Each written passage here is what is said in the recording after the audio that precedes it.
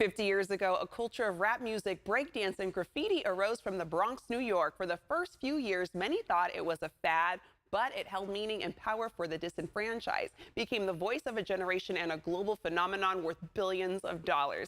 Today's guest witnessed the rise of hip hop, but he also helped to shape it as well. Let's welcome artist, music video director, the author of Fresh Fly Flavor, Words and Phrases of the Hip Hop Generation, and the host of iHeartRadio's 50 Years of Hip Hop podcast series. We have the one and only Fab Five Freddy. Thanks so much for joining us this morning, Fab.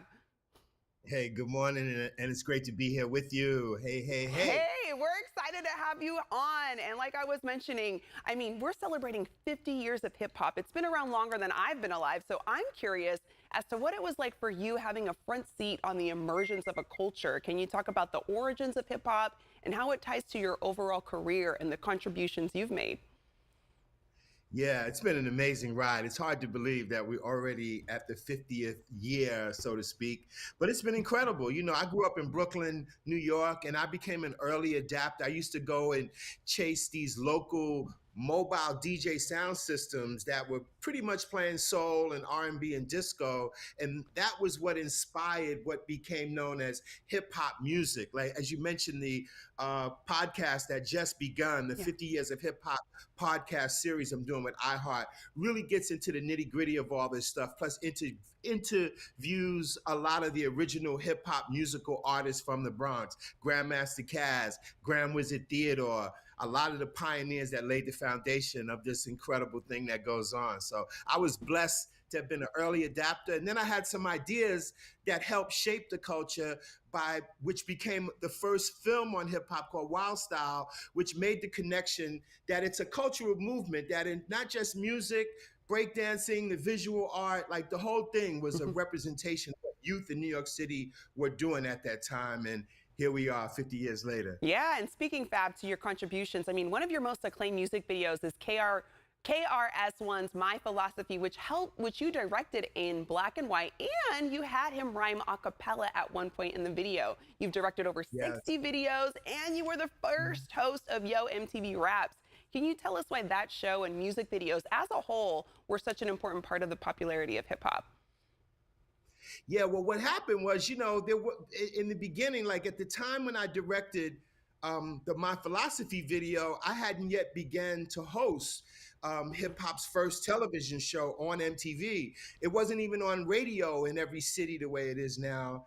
And I have been trying to work on a music video. I've been pitching Public Enemy, and a lot of the black and white ideas that I used in this KRS-One video that feel were things I was going to use for Public Enemy, but that didn't happen, and they asked me to do what became the first music video for KRS-One from Boogie Down Productions, and that begins the conscious movement in hip hop, with a lot of young rappers had some very positive messages about how to eat right, how to live right, how to do the right thing, essentially. That became very strong.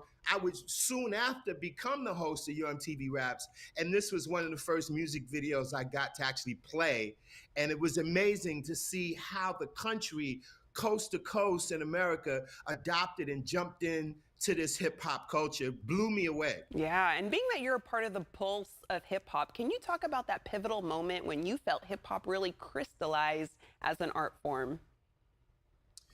Wow, that's a good question. I can't give you a specific moment.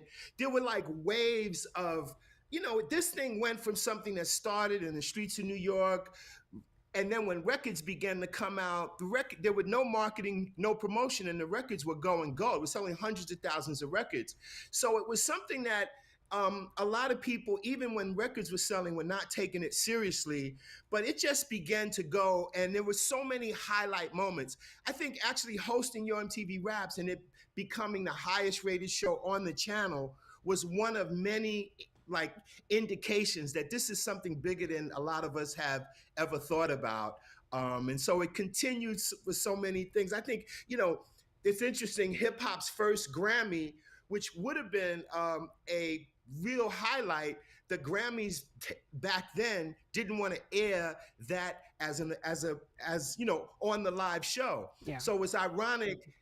And then MTV, we put together a boycott the Grammy event that became the hottest party that year. This is like back in '89. And to think that this year they gave a 50 years of hip hop tribute.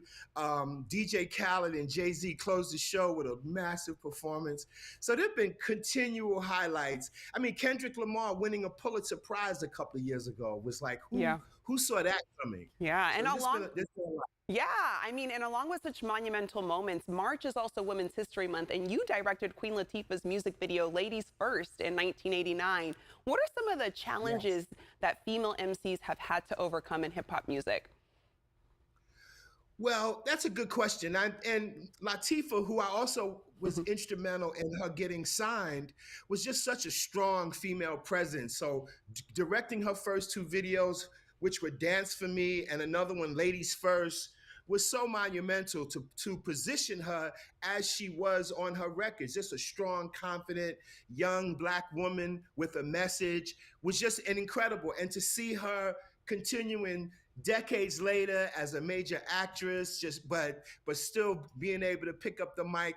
It was hard for women in the beginning to figure out, well, how am I going to bring this? You know, Mhm. what mode am I going to fit into? So it's evolved nicely, I like to say, and the women have found a way to do it Yeah. just the way they want. And more female rappers at this point than at any time I can recall. Yeah, and they're coming more and more coming into the game. Fab Five Freddy, I could talk to you all day. Thank you so much for joining us this morning. We appreciate you. You can listen to Fab Five Freddy as he hosts the 50 Years of Hip Hop podcast series on iHeart and all major podcast platforms.